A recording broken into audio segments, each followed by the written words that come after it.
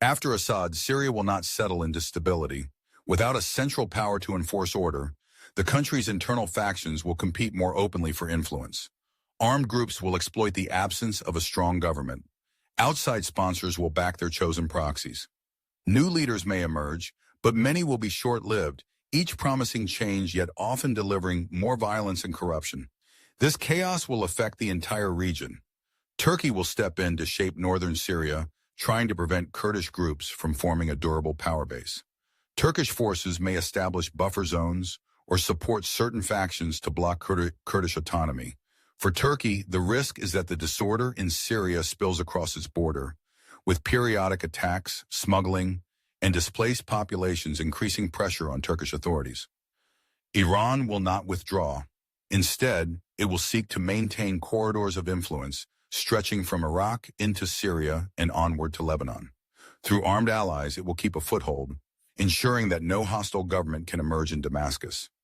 Iran's presence, though less visible, will still agitate Israel, Saudi Arabia, and the United Arab Emirates, all of which will try to counter Iranian influence by pumping money and weapons into their preferred Syrian factions.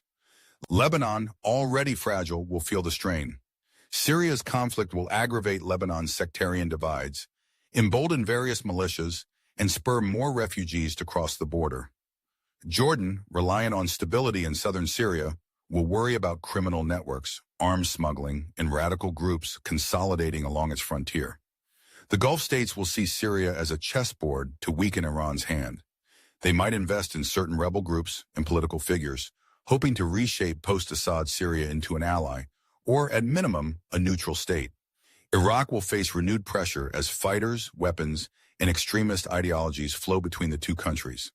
If extremist factions rebuild their networks in Syria, the gains made against groups like ISIS could erode, threatening both Iraq's security and regional stability. Israel will remain alert, ready to strike Iranian-linked forces or advance weapons transfers. Without a stable regime in Damascus, Israel will have no reliable partner to negotiate border security or reduce tensions in the Golan Heights.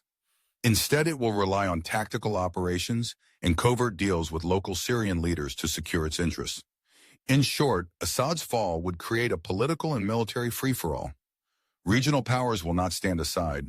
Each will try to shape the outcome to protect borders, limit rival influence, or advance strategic aims. This environment will not produce a clean or democratic transition.